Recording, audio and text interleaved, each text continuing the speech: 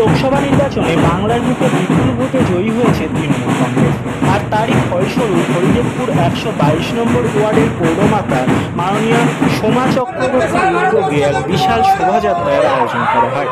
এই শোভাযাত্রায় দলের নেতা কর্মী, ছাত্র যুবদের পাশাপাশি নেমে আসে 8 থেকে 80 সাধারণ মানুষের ঢল। দলের পক্ষ থেকে অবজারভার হিসাবে ছিলেন রাজ্য রাজনীতির অন্যতম দলীয় নেতা মাননীয় শ্রী সুভাষিত চক্রবর্তী মহাশয়। উপস্থিত ছিলেন মাননীয় শ্রী অশোক সরকার, মাননীয় সুভাষিস চক্রবর্তীর স্নেহধন্য লড়াকু নেতা শ্রী রাজা মজুমদার, যুব নেতা ও সমাজসেবক শ্রী সৌরভ সিং ও অন্যান্য নেতাকর্মীরা।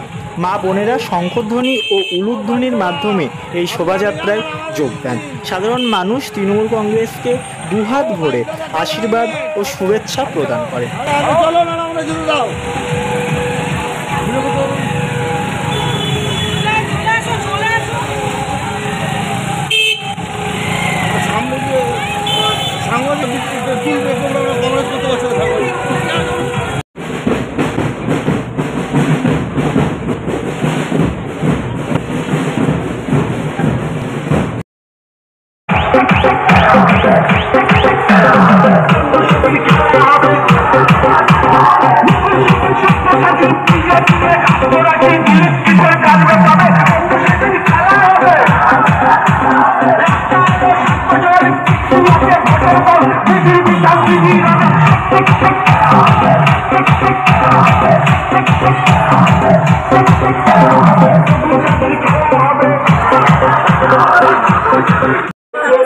বাংলায় বাংলা আমরা হিন্দুসমাজ সৃষ্টি ঐক্যবদ্ধভাবে বসবাস করি।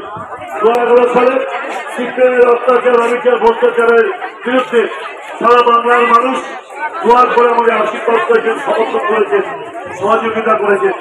294 মধ্যে 184টি আসনে আমরা জয়লাভ করেছি।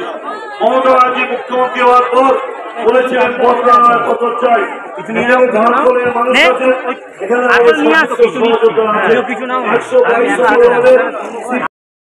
হরিদেবপুর থেকে সঞ্জিত সরকারের রিপোর্ট, সমাজ বার্তা, মানুষের সাথে, মানুষের পাশে।